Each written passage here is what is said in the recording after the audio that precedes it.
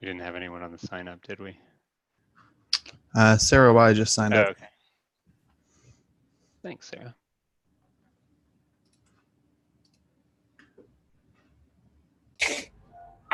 I don't know how long we want to wait. It's recorded. I guess. That's It's true. recorded. Yeah. Okay, I'll go ahead and share my screen.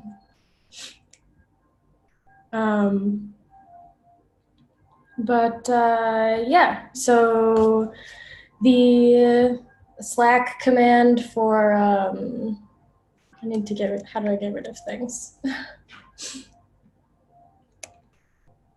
Okay, here we go. The Slack command to close an issue is now live on .com.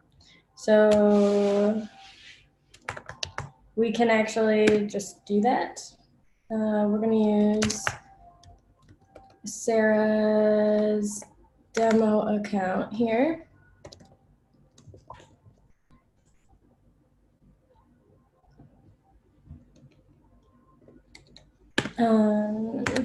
Issue open, say bad problem.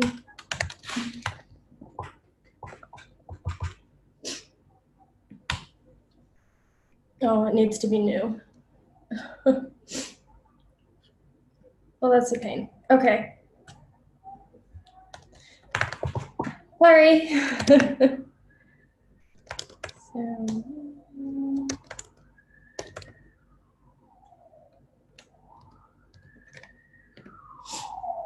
Issue no.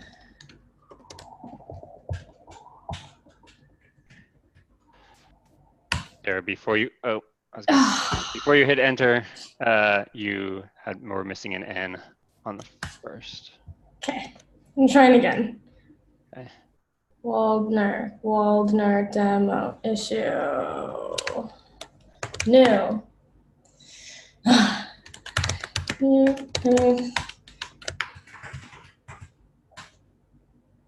Okay, issue created. Okay. And so that we already had, but now you can also close them. And you can leave off or on the hashtag as you please. So now here's this issue all closed. We can go look at it and we'll see it's closed. So exciting. Any questions? I have one question. Oh, go ahead, Kenny. I was going to say, that's largely leveraging the chat ops functionality from the configure stage, and we just extended it to have this new command for just. I don't like using the word just. We extended it to have this new command for close. Yeah, exactly. And up next in 12.4, we're going to also add a comment command. Cool. Awesome.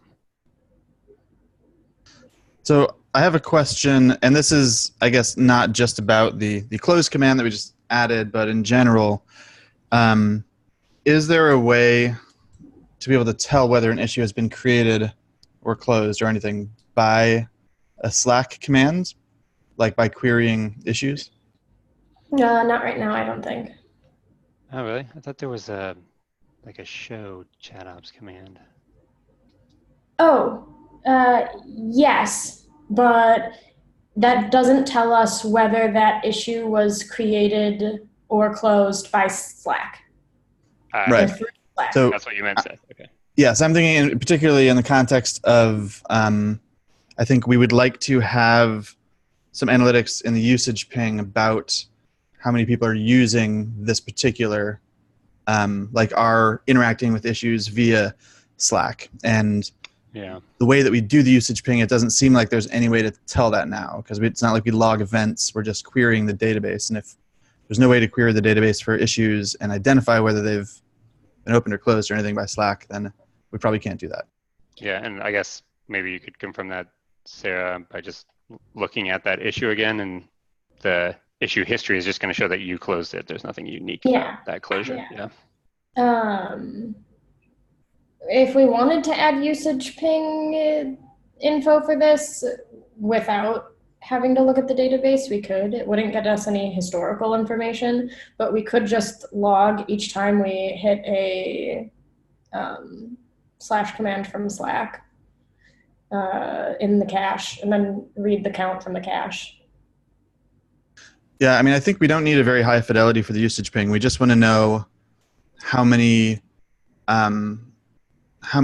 accounts are using slash commands to interact with issues, not how many times they're doing it or how many issues. That's a good follow-up question. I'll stop sharing and take a note. Thanks, Sarah. And I know this is something that that Sean was going to be looking into. He might have over the course of what was my night, and I haven't looked back at that issue. But he had picked up a usage ping issue. Okay. Cool. Did anyone else sign up?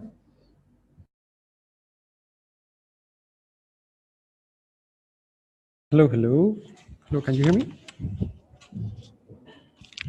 Yeah, we can. Yep. Hi. Yeah, I do have something really quick. I'm not sure how we are publishing yet components to GitLab UI, but I wanted to show a little bit something that we could use for our dashboards here at Monitor. So this is a proposal for a component that we could start using. It's really right. I finished it today, so just want to show it here real quick. If we are able to, we would like to be able to create a dashboard, reorganize it in the monitor tool, and then we're able to like drag and drop charts or other components that are present in the dashboard.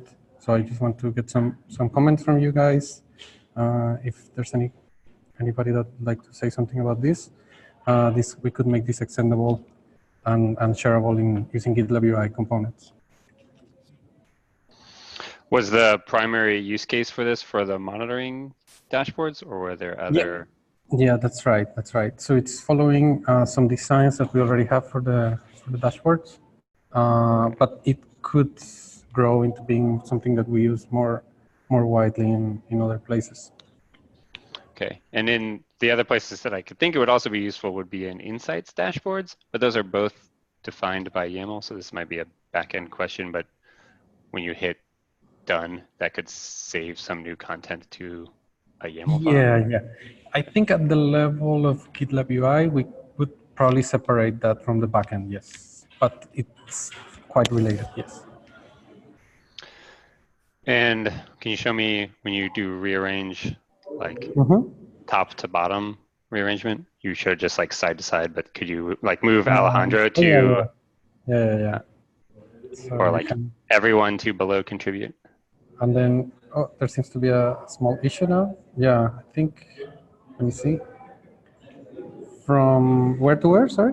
From everyone to below contribute. So that's like the diagonal move. Yeah, we can do this. Yeah.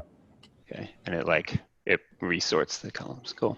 Yeah, that's cool. So it seems the close button is misplaced, but normally there should be one in each panel over here. So I don't know. So this is, you could also remove them in this. Yeah, we could make it configurable. So I'm gonna post an issue maybe next week, explaining like what are the features that we could put, and then we could have some kind of discussion on what we want to place there. Yeah, and so Miguel, I was asking, you could remove the X's, but that X would remove that panel from the dashboard if I hit the X in the corner? Yes, exactly. Yeah, the idea is to remove it. Yeah. Okay. So we can basically remove, it's misplaced right now, but in the final version, we would have an X in each panel. Okay. I wonder if then,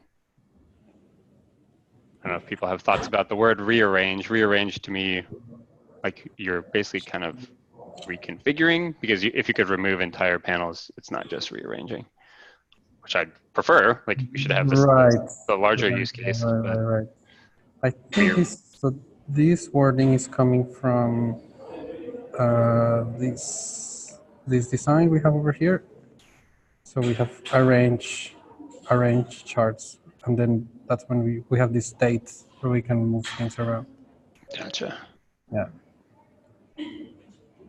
Okay, I'm cool with arrange or rearrange. I just Yeah, you're I'll also post talking this. about remove. I'll try to promote it a little bit. I'm not sure because I know that dragging and dropping is something we do often, but I'm not sure what would the scope be exactly for, like across different parts of the UI. Another question I have too is, is it currently set up to be responsive? Because I know our charts will shift layout based on the window width. So I'm wondering how it. Yeah, there's not much limitation here. I guess the resize. Maybe your question is about resizing the panels themselves. So this is something that is not yet. I think this is something that could be probably another component or another behavior that is not in the scope of this. I'm not sure. Well, I meant because the panels resize themselves, but they'll also, yeah, that's it. You showed it right there. They drop down to one. I was just Yeah. making sure that even in the rearrange view, it still stays responsive if a user's changing their window or they forget to turn off rearrange or something like that. You know. Yeah, it's working. I didn't try this. Yeah, it's working okay, I think. Yeah. So and then I think the data source will be corrected. Oh, maybe not. But we can take a look. Let me see. No. So yeah, there's some issues we could iron out. I have another sort of general question. So on our issue boards, we sort of have this, right, with issue cards that you can move up and down and over to columns. And I guess when you move it over to a column, it triggers another action. But is this going to be like a duplication of that functionality, or have you looked into what that is? I don't know what they use for that or anything. I think so. It seems that the issue board is kind of a very special behavior. I heard that it was not possible to use draggable. I'm underlying this tool. I'm using view draggable, and it was not possible to use that component for the issue boards. But I'm not sure exactly why. So I have to check with some people first.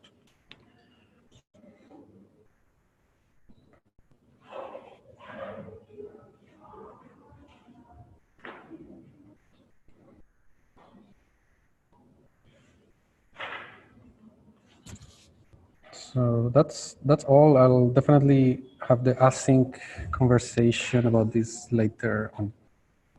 Thank you. Thanks, Miguel. That's looking awesome. Just for a little more context too around this feature, we were planning on putting this into GitLab UI as a reusable component as well until we have the backend support that we need to make this a reality. Because the idea here is that we're going to, like, once we hit save on the metrics dashboard specifically, we'll have something similar to the web IDE where they either open a feature branch or commit to master directly to commit these changes back to YAML, since our dashboards are version controlled. So this is the GitLab UI reusable component piece, but when we go to integrate it, we're going to operate a little bit differently in that we'll interact with our version controlled dashboards. I try to pay attention to the data source so that we make sure that for some reason it's not showing up, but this was working just now, of course. These JSON file, these JSON objects are being updated as you rearrange. So after that, it would be easy to kind of do something with, like, reset them or save them to the backend or do something with that. Cool. Can I just want to voice this, and maybe I can give the action to you, Miguel or Adriel, because I'm going to be gone the next 2 weeks. What I would really love is when this is in a state where it's a component that could be like reused in other parts of the application. I think Mech's team kind of owns Insights at the moment in the application, and they would probably love to be able to do this with you, define similar dashboards in Insights to be able to drag and drop them and then have it saved to YAML. Okay. So. Okay, cool. Sounds good. Do they? That's not version controlled for them. Would they just want It- the functionality? It is version controlled. You can add a little like insights YAML file that defines a dashboard in your Okay. GitLab project today. So maybe we'd want to also make that monitor piece reusable even within CE and EE, because we put most of that stuff like in the monitoring portion of the code base, but maybe we'd want to save that somewhere else so that Yeah, it's so reusable. And what I want to try to avoid is the like, we should do what is required for us to do it quickly. If their team wants to use it, they might have some work to move it around so it's more generally available. But I want us to focus on shipping what we need for our purposes. But just also like to inform them, like, hey, Makes sense. No, that's a do good whatever you want. clarification. You don't need to go make for the global optimization today. Right. That's a good clarification. So basically, just let them know this exists and that we're working on it. You're saying, just so they have some visibility into that. Yeah, and I was kind of suggesting wait until it's an available component that we've shipped to just be like, hey, it is out there. Then it doesn't become. Yeah. Can you make these changes so it fits our use case? No, I got it. That's Yeah, good. but yeah. So far, I'm not sure if I have seen this kind of behavior in other parts of GitLab. But I guess that's part of the discussion I can have with the GitLab UI working group, maybe, and I can ask them if they think this is reusable enough for us to put it there, or if we just put it somewhere else in the code. Just added a link and I'll add it to the doc for, like, I look at this insights dashboard occasionally. So Okay.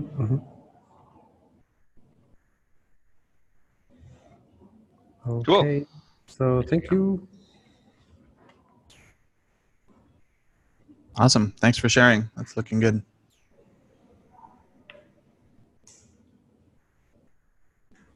I don't think we have anybody else. Anybody have anything else they want to show? Anything interesting? Any tools?